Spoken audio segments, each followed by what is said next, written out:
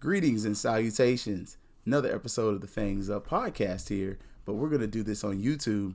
And this is one of our segments that we're going to have on the show where we talk about the recruiting that is taking place at Florida A&M University. And the big thing that happened this past weekend was the HBCU Mega Camp. Technically, the Florida HBCU Mega Camp. And it's its inaugural year, first year ever doing this. And it was really huge. I would speculate about 400 to 500 students were there. And it really proved itself to be beneficial for those who came out, who braved the heat, and who were able to sustain themselves throughout the process. We're going to answer a few questions, though. First question was, what was it like? Why would a student want to come to a camp like this? What was the outcome? And then FAMU and recruiting, obviously. This is about Florida A&M University. What was the camp like? It's Florida, y'all. It's Florida. It's really the summer. It's been the summer for about 2 months. It was 95 degrees when I left. When I got there, it was about 89, 90, and that was very early in the morning. I left about 3 o'clock. So it was hot. Fortunately, a lot of students were hydrated. We had kind of long lines there just because we had quite a few students who walked up, but we also had students who registered, and some of the stations there, again, first year doing this, some of this is a learning process, but once everything got running, it ran very smoothly.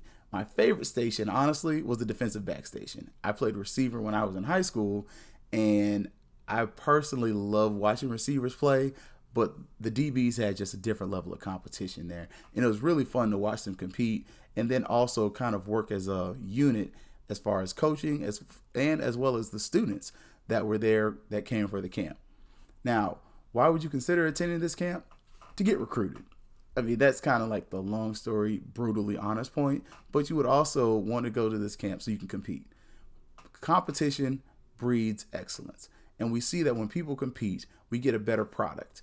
And one of the reasons that the coaches want to see you come to this type of event and this type of activity is so that you can compete against the best that are here. And we saw that if you looked at the one-on-one drills, whether it was the receivers or the offensive linemen, we were able to see that when the gentlemen competed, those that were the best, they stood out amongst their peers. And we continue to see that.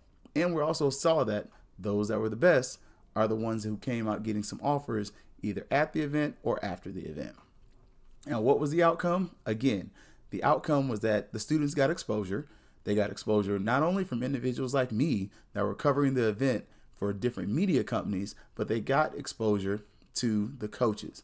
The coaches got to learn their names. They got to see their height. They got to see their weight. They got to see their speed. And the coaches were, if you looked at the FQ FAMU Twitter page video that I shared with you, the coaches were right there watching them do the 40. The coaches were helping them as far as instructing and teaching different skills that they may utilize later on. Now, they weren't trying to recruit them and tell them to come to what particular school. They were actually saying, hey, this is how you throw the ball here. Let me run you through this drill, and giving all the students equal time and fair treatment. It was a really good experience. I also enjoyed the quarterback session. I am somewhat biased because Coach Simmons was over there, and he was just showing out. Coach really was looking awesome, looking amazing. But in the secondary drill, that was Edward Waters and Bethune-Cookman's coaches. They looked really good as well. You kind of got to see where some of the coaches had their different specialities, and it showed up in the individual areas. Now, lastly, how does this affect FAMU and recruiting? Because obviously, I do have a FAMU bias. Today, we see that students were visiting Florida A&M University. How do you know this? Well, if you're following HBCU Digital or the FQ FAMU Twitter page, it's been blowing up all day. Now, mind me, I'm going to look at my computer screen over here, but Rod Gainey, he is a running back from Tampa Tech High School, and he got an offer today. He went on a visit. He was also at the camp. So we're starting to see where some of the students that were at the camp got offers. Another one is Demir Blakely, tight end, about 6 foot, 200 pounds. He also got an offer. And when I looked at his page, as far as his Twitter page, there was no huddle link. There wasn't a lot of those kind of snazzy things that you look for when you're trying to follow some of the recruits. Part of it was the fact that he was exposed to the coaching staff. They saw something he liked.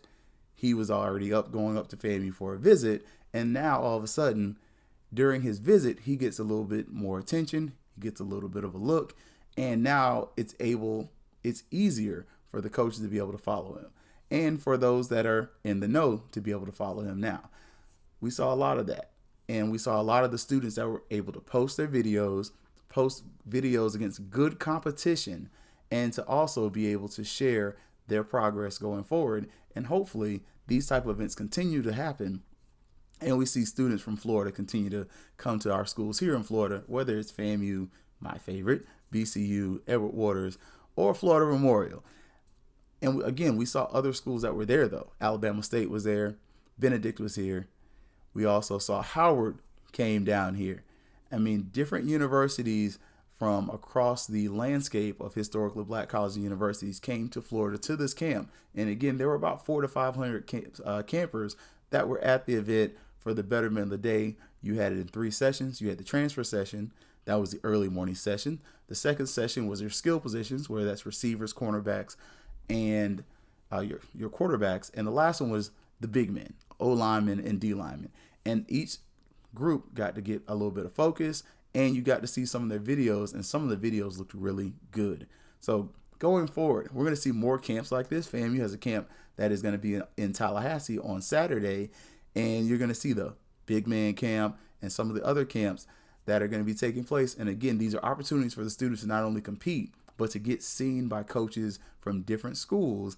And that way the students aren't saying, well, coach, you never talked to me. You never spoke to me. Now, a lot of these camps do have a nominal fee that is attached to them. But if you're really chasing your dream, as y'all know, it costs money to make money. So that being said, I appreciate your time, y'all. We're going to talk more about FAMU recruiting and FAMU athletics on the FAMU FQ Twitter space, but we're also going to do that on the Fangs Up podcast.